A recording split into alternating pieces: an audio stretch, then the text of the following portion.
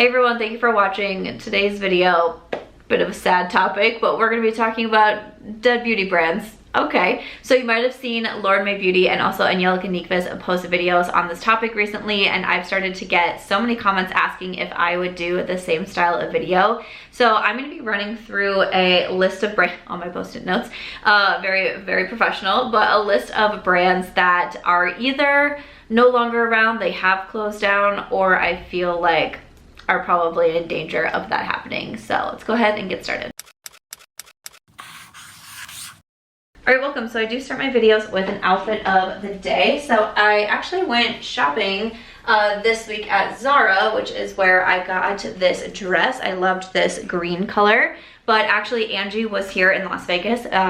I say visiting me, really she was here to attend Cosmoprof, and I went to the Cosmoprof convention with her, a huge beauty convention, but we also were able to sneak in a little bit of shopping, so I got this dress at Zara. I did just finish filming this makeup look, so I will have everything linked down below. A lot of those are affiliate links. I marked them with an asterisk if they are affiliate links, but I was using quite a few products from Rare Beauty because they actually just sent me a new PR package. So they have shadow sticks, eyeliner, a new brow pencil, so that Get Ready With Me should already be up.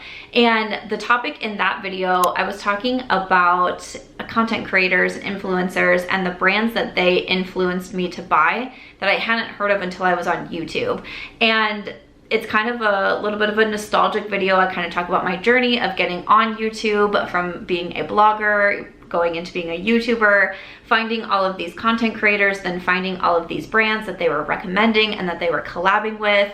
The idea for that video stemmed from my Ride or Die makeup tag, a tag video I posted in 2016, and I recently did an update to that of like what products are still around, also what brands are still around, do I still use them? That kind of spiraled over into my Get Ready With Me topic, and then this video I thought would be such a fun one. Again, I've seen Lauren and Angie's videos, and I thought it would be fun to talk about because I'm definitely feeling in the mood for nostalgic YouTube era these days, and I've been having a lot of fun just sitting down and chatting on some of these topics. So I thought the dead beauty brands would be a fun one. It's like sad, but it's like fun to reminisce at the same time. I also really liked something that Lauren said in her videos of just because a brand is not around anymore doesn't necessarily make it a failure. Like, not all brands once they start have to be in perpetuity. They have to be around forever, and that makes them successful. They can be here for a short period of time and be successful and then go on to do other things. I know for me, as someone who I am an entrepreneur, I have started many businesses and not all of them are still around, but I don't look at them like some of them that aren't still around. I don't look at them as failures. It was a time in my life and I worked really hard and built something really cool, and then it was time to move on from that. So I really liked that little caveat that Lauren put at the beginning of her videos, and I thought it was a good reminder. So I have a handful of different brands to talk about, but I actually wanted to open up the video talking about subscription boxes. And I wanted to talk about subscription boxes in this video because for me, this was a big gateway into starting my own quite large makeup collection that we have these days. So, you know, when I think about back in the day and my love of makeup, like I was saying in my Get Ready With Me video, I didn't have a ton of money to be going to Ulta and especially Sephora on a consistent basis and buying new products just to try them out and just to see what they were like and hoping that I liked them. I was definitely shopping, you know, drugstore brands. I was getting a lot of the products that I would try from my mom's makeup collection.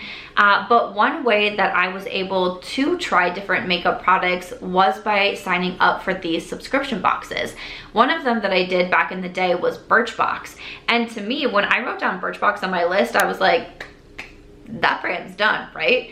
And I'm literally like, I'm going to my Instagram and I'm like Googling these company names, and I was like, wow, Birchbox actually is still around and you can still get a subscription box. And they went on, I believe, to open like actual physical stores like in the New York area.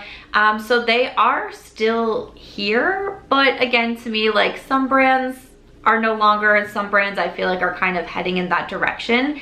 But Birchbox to me was so exciting to be able, a lot of times I was getting like minis, but I was getting minis of these makeup products, and it was really cool to try out one eyeshadow or one mascara or one lipstick. And it was how I was introduced to a lot of new brands as well that way.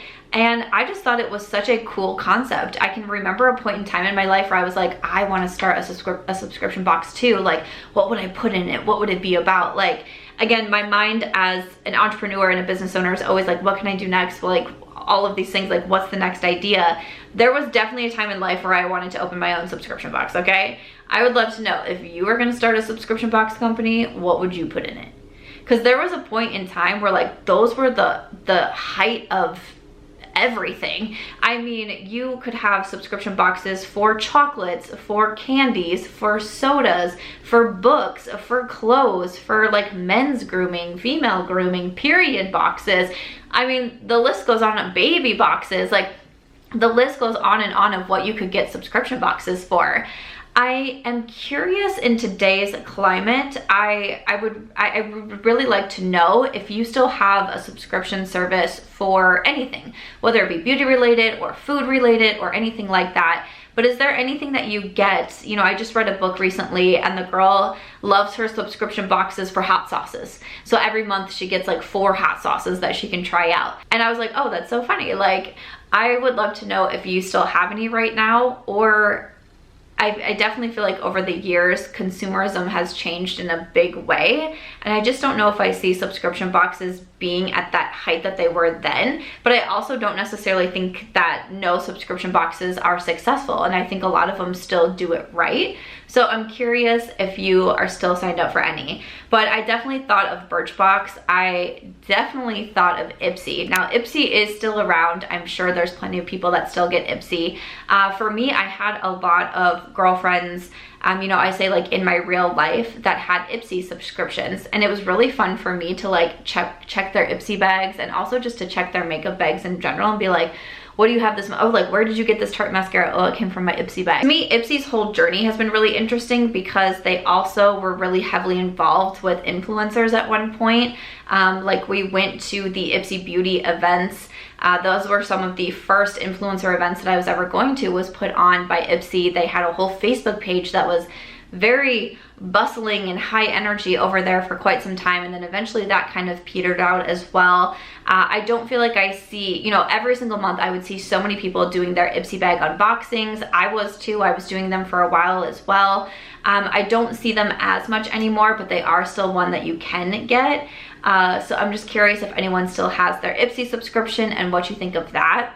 Sephora actually came out with a subscription box for a while, and this is one that is no longer, and it was called Play by Sephora. This is one to me that I'm almost like a little bit surprised at, that it didn't seem to do as well. I was excited about it. I really thought that box was going to do well, and I feel like, to me, it was only around for like a few months. I don't know, it could have been longer than that for sure, but I just didn't feel like that one was out for very long before we said goodbye to Play by Sephora. But I bought my first handful of those.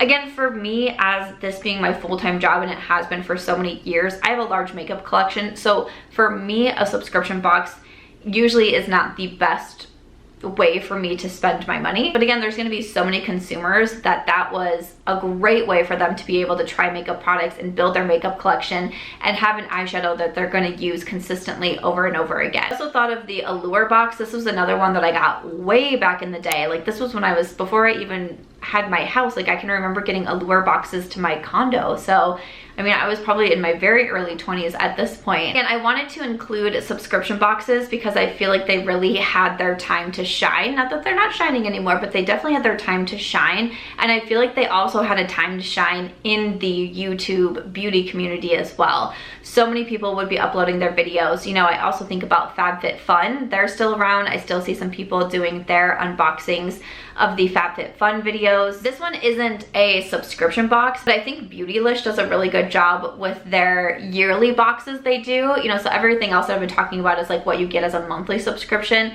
So the Beautylish Lucky Bag, this is what you are, it's a one-time purchase that you make at the end of the year. I still feel like people get really excited for that, and I almost wonder if brands with some of these subscription boxes, if they would go towards more of something like that. Like if Sephora did something similar to a Beautylish Lucky Bag, if they would have more success with that versus something on a monthly basis. Again, consumerism has seemed to change so much. We have so many options now, so many brands, there's new ones coming out every day. I do think it's very easy to get overwhelmed as a beauty consumer as well. So maybe something like a monthly subscription service just isn't in the cards for a lot of people anymore these days. Again, I don't know, speculating. But again, I wonder if brands like Sephora or Ulta did something more like Beautylish, if they would have good success. Because when I see those Beautylish Lucky Bags pop up, like the videos pop up on my YouTube channel, I'm really excited to watch them all, and I've made them the last several years. Another thing that I wanted to kind of touch on in this video as well is a lot of times I see things like, oh, this brand isn't really popular anymore, or is this brand considered a dead beauty brand because they don't come out with consistent new releases. To me, one thing that I find really interesting, because I have some brands on my list that are still around, that are still available, their Instagram is still, you know, active, they still have products for sale and all of that, but they don't necessarily come out with new releases, but they have some products that are just staples for probably a lot of people. And to me, I don't think that that's a negative thing. And I think there's a lot of brands that are still almost like quietly thriving because they have their core customers and the ones that keep coming back and keep repurchasing foundations or lipsticks. Like when they run out, they come back and they purchase it again. And sometimes because of the way social media is now and the internet and influencer marketing especially, it can seem like if you don't release new, that means that your brand isn't doing well, it isn't thriving, you don't have any customers or things like that. And I really don't think that's the case. And that was something that I wanted to bring up in this video as well. Kind of like what Lauren was saying with brands aren't a failure if they were around for a few years and now they're not. I also don't think brands are a failure if they're still around, but they're not constantly pumping out new releases. I know for me as a brand owner, I don't own a beauty brand. I have a brand that sells products like stationery products. I have like Deck of Healthy Habits, Deck of Gratitude, Goal Trackers, my 90-day planner, gratitude journals, things like that. And quite honestly, when I'm in meetings with my team and they ask me what I want to release next, I'm like, I don't want to just keep coming out with products and products and products and products and products. Like that's not, to me, I don't see a lot of value in that. I would rather have my core products that people can come, purchase, use up, and then buy again, versus just constantly like pushing out so many new products.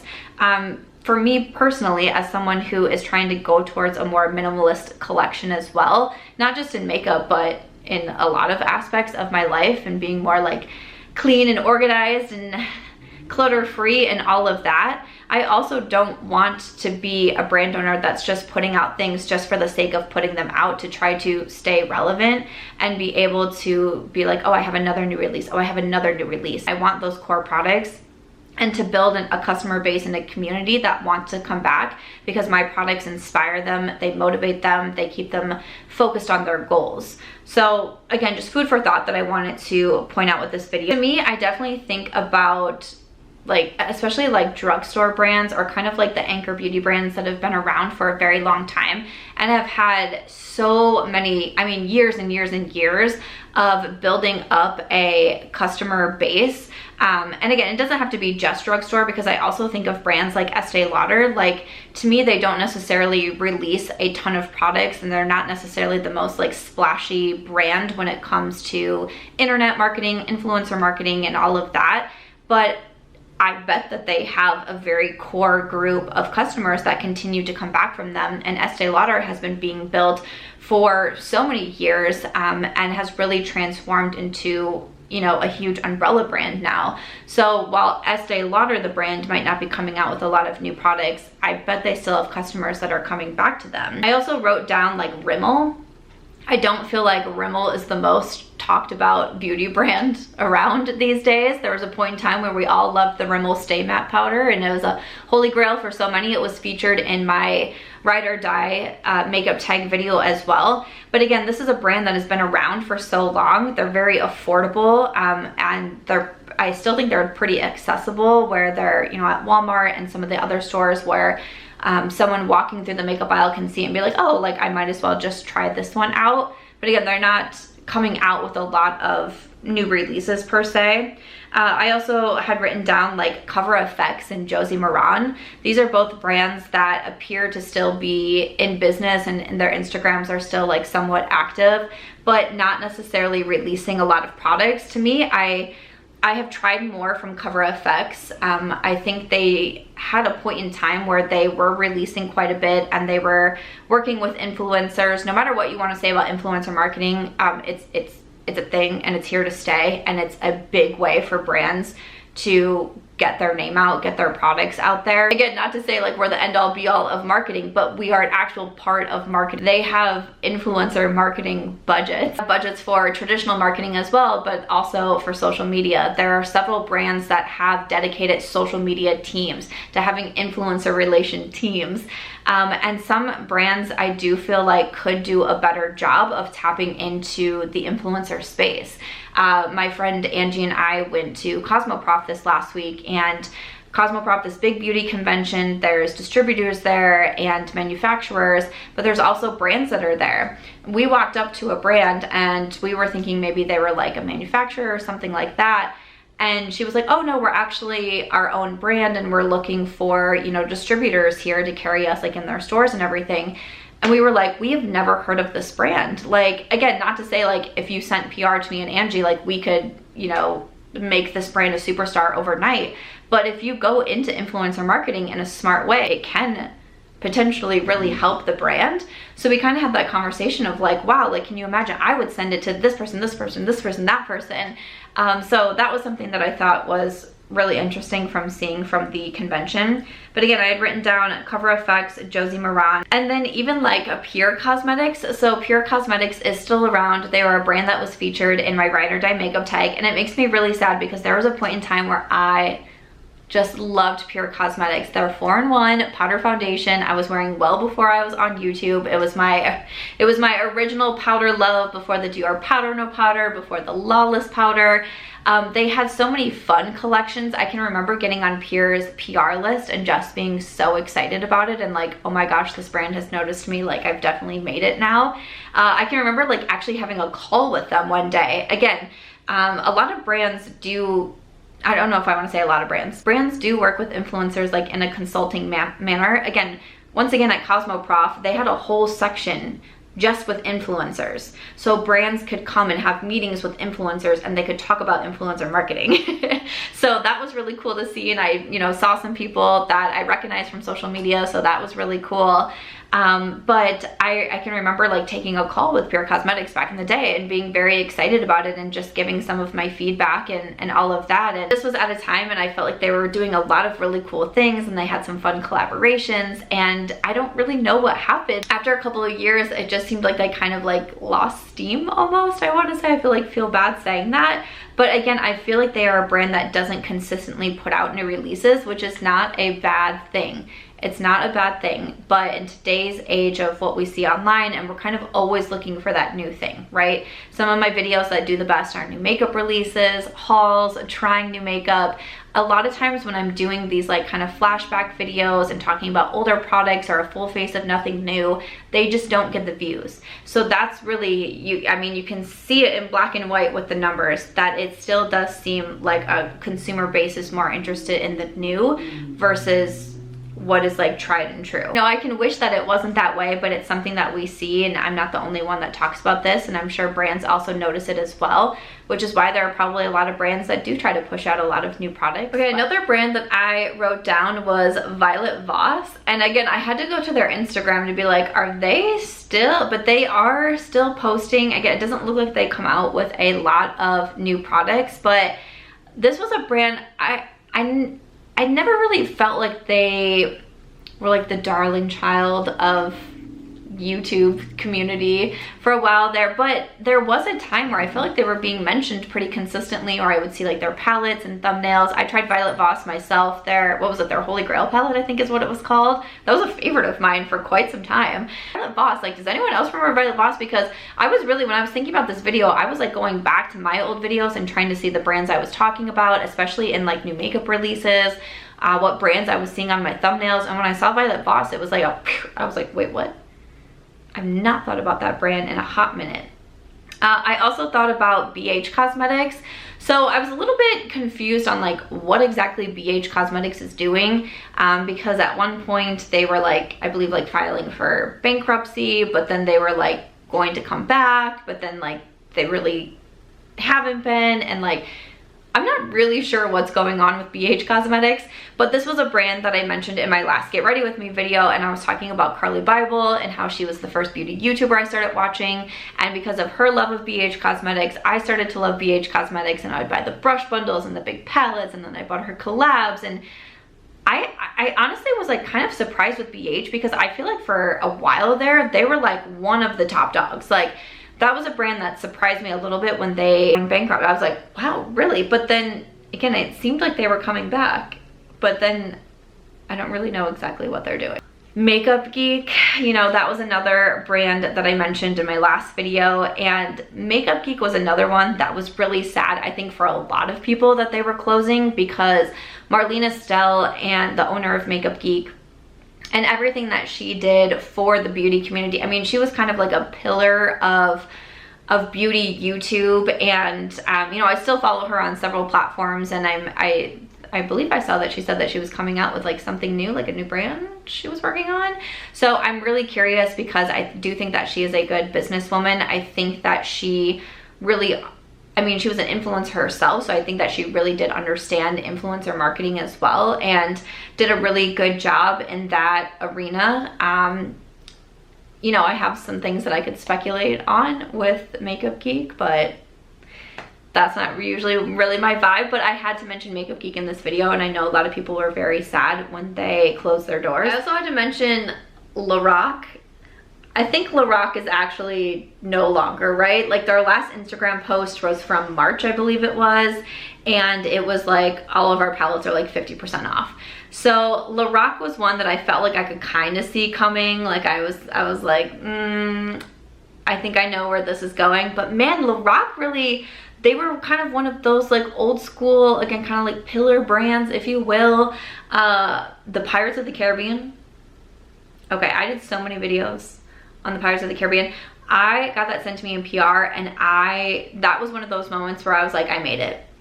Lorac is sending me Pirates of the Caribbean, like, this is it. And I remember through so many declutters, I would not get rid of any of my Pirates of the Caribbean products because I felt so special having them, and so cool having them, and the packaging was so cool, and it was a whole vibe.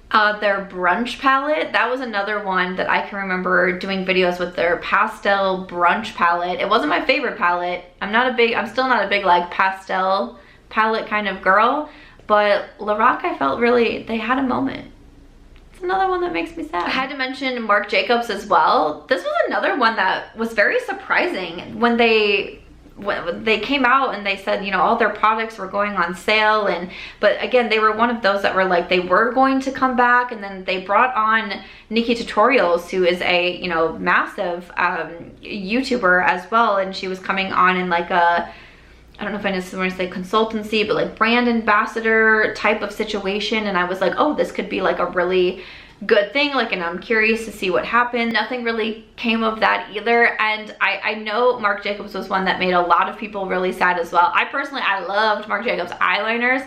Those were some of my original like favorite, like, everyone should go buy these eyeliners type of situation. Now I'm that way with Glossier. I was that way with Milk Makeup, and then they discontinued those. But Marc Jacobs, I was surprised. I was surprised to see that. Another brand that I wanted to mention, Bobbi Brown. You know, Bobbi Brown is one of like my original makeup brands. Like, I can remember buying Bobbi Brown's makeup book at a book fair in my middle school, and I was so excited to learn everything about makeup from this book, and I would go home and I treated it as homework. I would literally highlight the pages of like how to do a smoky eye and like where to apply a shadow, and I just thought it was the coolest thing to be learning from someone like Bobbi Brown and having all of this information at my fingertips. You know, this was before social media and all of that, so I just thought like having this in a book form was so freaking cool. You know, Bobbi Brown has gone on to start Jones Road Beauty. I've tried just a couple of the products, and I don't really seem to be like vibing with the brand. But Bobbi Brown is a brand too that you just don't really hear about, but they're definitely, you know, what I would consider a pillar makeup brand. Of course, Pur Cosmetics. I think this one was a big shocker for a lot of people. And I don't think that's shocking that I'm saying that, because I've heard many people say that. This to me was this was like one of the first brands that I felt like was really impacted by COVID, and that we were able to see that there was a lot happening behind the scenes. I mean, supply chain, that was, I feel like, a word that we were hearing like quite a bit from so many brands. I mean, it shut down the world. So obviously there was going to be so much impact, obviously from the very obvious of health and death and long-term illness that comes with that, but also in the sense of how many people lost jobs, how many people lost homes, all of that. But then you also saw brands being affected, beauty brands and beyond.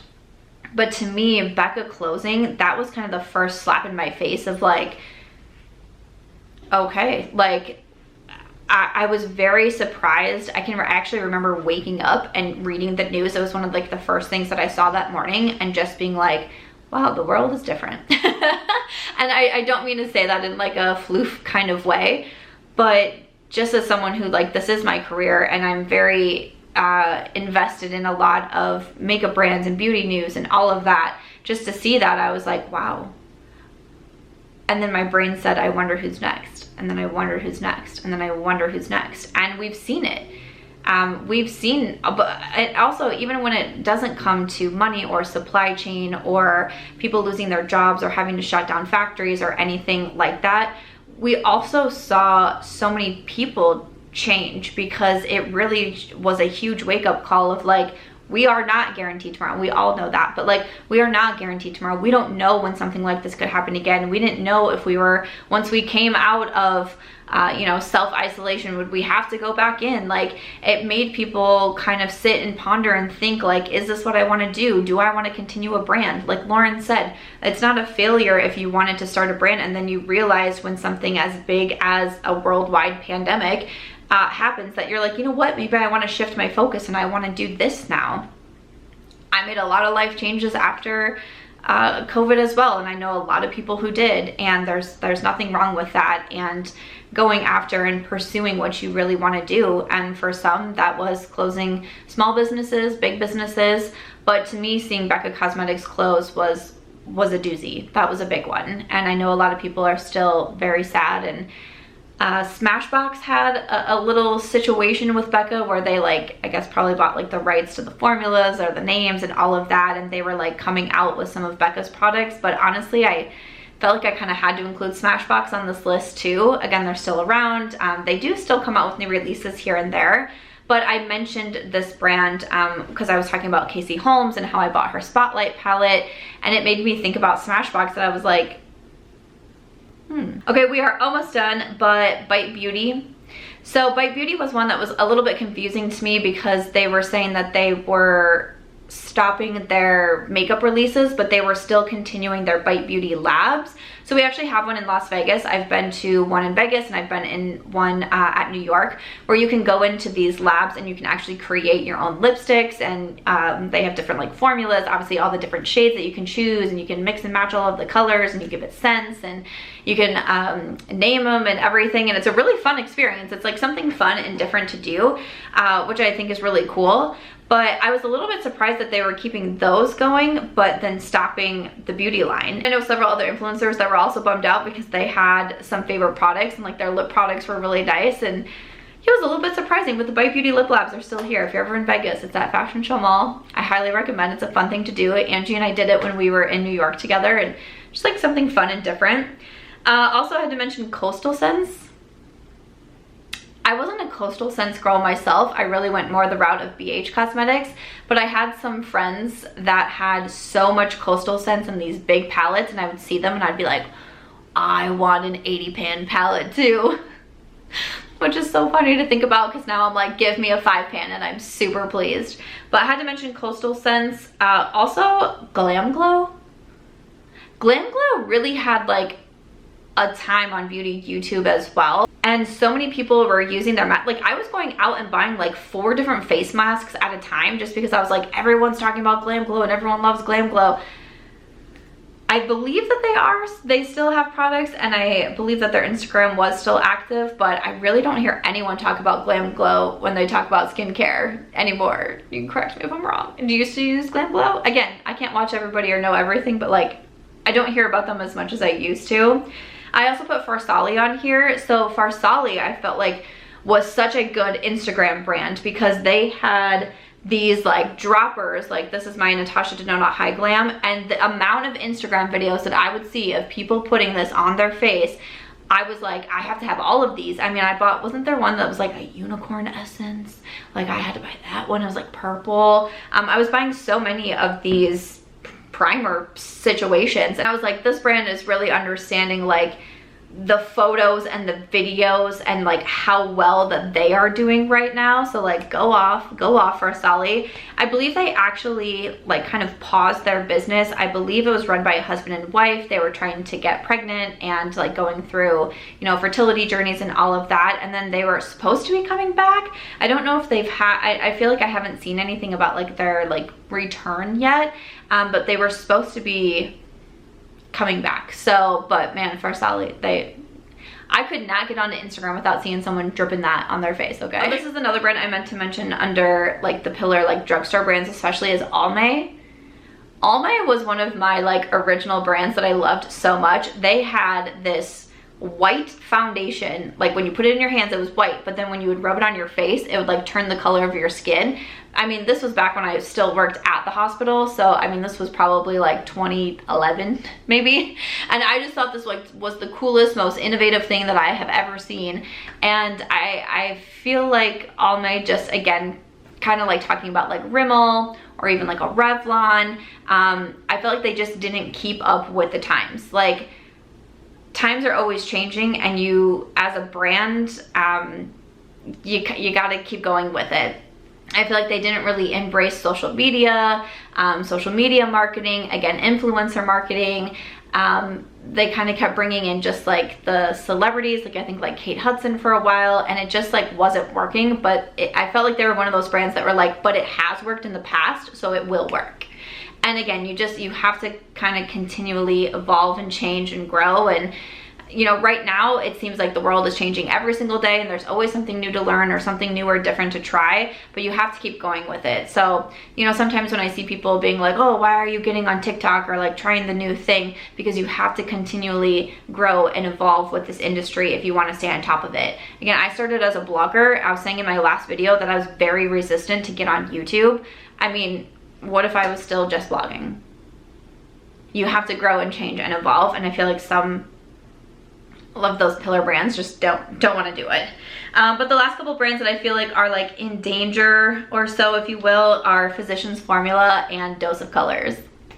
Physicians Formula, I feel like still does like a pretty good job of sticking around or coming out with like a fun release here or there, but they're one of those brands that I feel like could be in danger. I mentioned them in my last video because Casey Holmes introduced me to the brand. I was so excited over her like box. I got it in PR. I was so thrilled about it. But also Dose of Colors. Dose of Colors, again, had their time to shine for a while there. They were a very well-known brand. They were doing some really exciting collaborations. I, again, felt like they were doing a really good job with the influencer marketing, and it just seemed like they were the it brand for a while, and then kind of started to fall off. So they come back and they reformulated and like repackaged some of their 5-pan palettes. I used to love these. I had pan in my was it Marvelous Mauves palette. I had a big pan in that one, and it was one of my favorites for such a long time. I was so excited over the collaborations with Desi and Katie, the collaboration with I Love Sarah E. And oh, I did not put, I should have put Dose of Colors in my last video under Desi and Katie. I feel like they were definitely ones that introduced me to that brand. So there we go, that meant to be put into that video. But I'm just not sure where the brand is going. And again, not to say that if they don't stick around that they are a failure, because they really had so much success, and maybe the owners just want to move on and do something else. could be.